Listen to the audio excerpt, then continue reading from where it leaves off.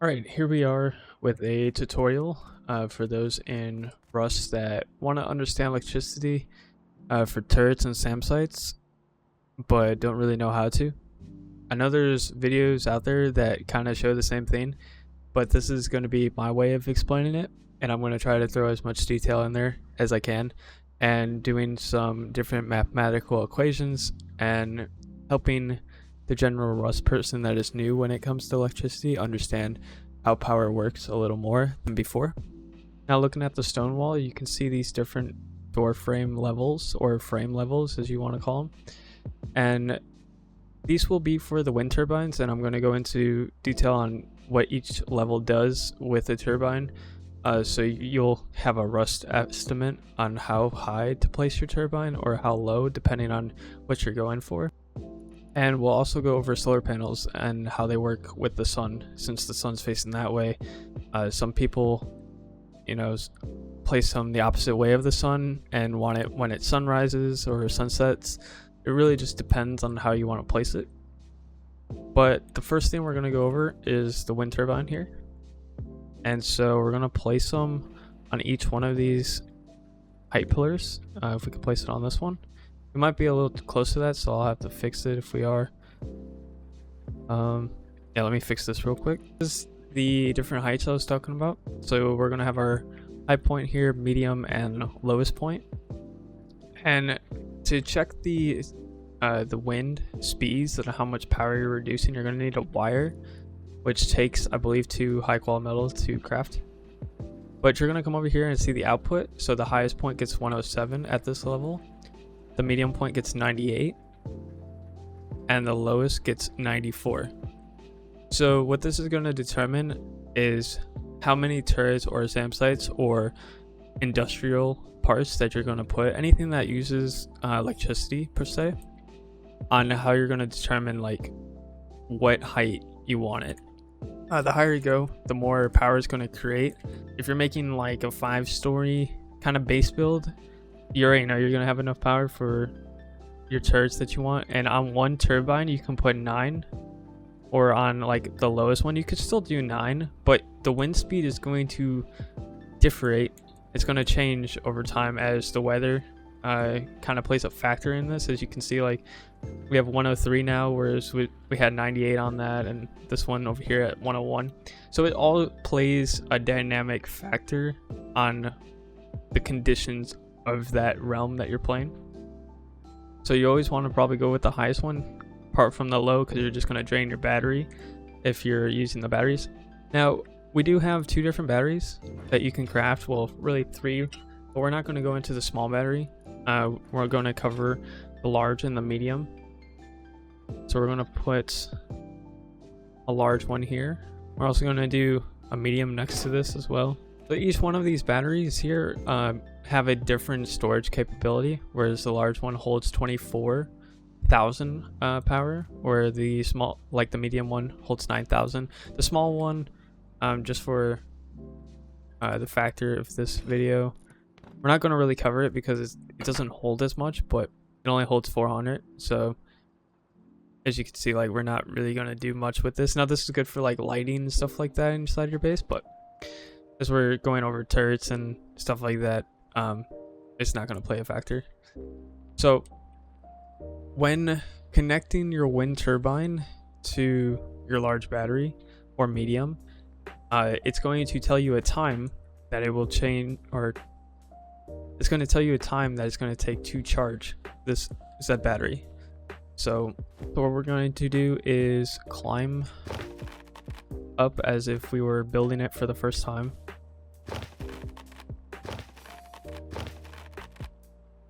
And then also on your wire, if you hit R, you can change the colors of it, which is pretty nice if you're doing stuff in the grass environment and stuff. It's going to come down and connect it to the large. So now that it's collecting power, your charge left won't tell you the timer unless it's hooked up to something, but your capacity is going to go up slowly, and with every power that's coming from every like millisecond that's coming from your turbine up there, it will register here in your large battery. And the same applies to your medium. So your medium here can hold up to 5 turrets if done correctly, where a large battery can hold up to 9 to 10. It just depends on like how many turrets you want on one. I usually stick with 9 on a large battery and 4 on a medium, just so it has that balance that you're not maxing out the active use on both, so it's not just like evenly, you know, maxing out and replenishing that. It kind of has that little nice balance of 10 wattage that you're not using, so it's kind of a, you know, a cushion if you're trying to save time and not drain your whole battery. For the large one, what we're going to do is, and we'll also do the medium here, we're going to do 9 across, and with this one we're going to hook up our output just like that, and it won't tell us a charge left yet until it's actually hooked up to something draining the power. But as you can see, we have 100 power going to our branch, and that is the max output that it's going to send regardless. Now you can also use splitters with this kind of stuff. Let's say you want one turbine on 3 different batteries, you can split the power per se to the medium and the large, but it will leave one gap if you're only going to use 2. So I find splitters kind of pointless because you have that one section that you're not using, but in some situations it can come in handy, and I'll go ahead and show you what that looks like. So let's say we want to use this large battery with the splitter here. We would retract our wire a little bit, put in the input, and then come down and go to output 1, come around, plug it into our battery. So we're still getting the full amount from the turbine as it's, you know, one thing hooked up. Now if you apply a second thing, it should divide this between the two, so you have 68 going to one, 68 going to the other. So now you're able to use both. But the reason I don't use the splitter is because now you're relying on 68 to recharge your battery instead of the full amount. So it just depends on like what you're using. The higher the better, and the more stuff that is connected to your splitter can benefit from this. But in this kind of demonstration, we're only going to be using the one. Alright, so now back to the branches. So your power out, you have 98, and your branch out, you have 2. And you got to connect all these together. So we're going to change this to light blue here. And what we're going to do is go to our branch out on each of these. Alright, so now you'll have power necessarily going to all, but not all yet. So what you're going to have to do is hit E on the branch or whatever your use key is, and hit 90 here. So one turret uses 10 power, and you can see that by viewing it in power usage. So one turret uses 10, while the other branches are going to get 90. So this one is now consuming 90, which makes this power output 88, and this branch 2. So what we're going to do is just subtract 10 to each one of these. Alright, so now that if you've done that correctly, you're going to have 10 output on your power out on all 9 of these branches, and then your branch out will also have 10. So that's where you'll have the 1 turret, 2, 3, 4, 5, 6, 7, 8, 9, 10 turrets. Now you want to use this to the max that you want. Like I said, I prefer 9 to where I want that cushion, but regardless, it's going to kind of use 100 output regardless, so you're going to want to use it. But I'm kind of like contradicting myself, but the way I was taught was you can only use 9. So this is just a way you can use 10 mainly. We're going to place down 10 of these turrets here.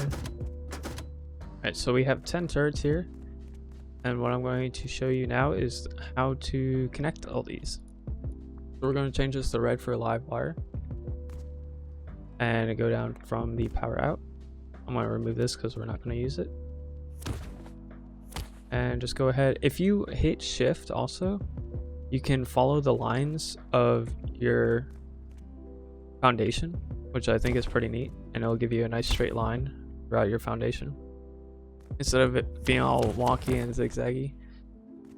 So again, this is personal preference for cleanliness when making, you know, your wires from your wrench. That's one turret on.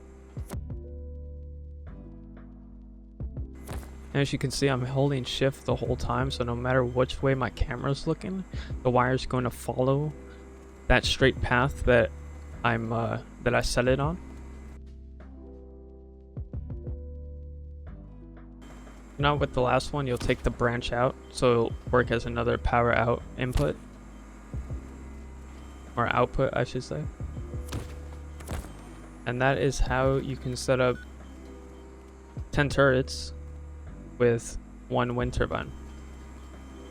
Now if you come back to the large battery, it'll say that you have 10 minutes remaining, and it'll either trickle down or break even depending on how much power is coming into this. And that's a good way to monitor your usage. So there's many different combinations that you can do with these, and I'm just going to go ahead and retract all these just so they're all off. So yeah, that is how to set up the turrets with the wind turbine. Like I said, every turbine has a different output based on level, and however you want to do this configuration, you can do 2 SAM sites for 50 power output and then 4 turrets with it. So like I said, personal preference, whatever way you want to go about it. And we're going to go into the solar panels, and with this we're going to show you the root combiner. And the root combiner basically takes other power sources and makes it one. And you can do this with multiple different things. You don't have to just have 2 things connected and then to your battery. You can do this with 3, 4, 5, 6, whatever you want. I mainly do this with solar panels. You can also do it with turbines if you want to use, like we were talking about earlier, the splitter with the large battery. Alright, so how solar panels work is the best input to the solar panel is in the direction of the sun. And so as the sun's facing the northeast kind of right now, we're going to place this down, and the max output you can get from this, I believe, is 20. So 20 is what we're going to receive from the sun. And if you place down more of these, you'll get 40, 60, 80. It all just depends. But if you place these the opposite direction of the sun, you'll get 0 input. And that's mainly because the sun is facing the different direction. Now when this rotates and you have the dynamic lighting, as you regularly do on main servers, this will fluctuate. So it is good to have alternating panels, but in the direction of the sun coming up to the sun going down, you probably do want some facing horizontal and then the vertical ones, just so you're getting the most out of the sun as you can before it finally sets, because you're not going to get any power at night. So for this, we're going to set up 2 of these. Actually, we'll do 3, and we're going to use the medium-sized battery for this. So we're going to get rid of the large one here, and we're just going to bring it closer. We'll put the battery here. So setting this up, we're going to put down 1 root combiner here and 1 for here. And what this is going to allow us to do is get all 3 solar panels into these root combiners to have the most maximum usage as we can. So we're going to go back to our black wire here. We're going to hold shift and come into root power 1 and take this one, shift as well, and come straight down. And now we should have 40 output, and we take this one, we're going to change this to blue and come straight across. So we'll come down and then hold shift into power source 1, come back with the gray wire, come down, put in 2, and now we'll have 60. So we'll take the 60 and go ahead and put it into our medium battery. And the reason we're using a medium is because the max output is going to be 50. So for something like this, you're going to want to use medium. Now, if you wanted to use a large, you're going to have to add at least 2 more solar panels, maybe even 3, just to give it that boost so you're not killing your power completely. And we're going to go ahead and make a wall here real quick.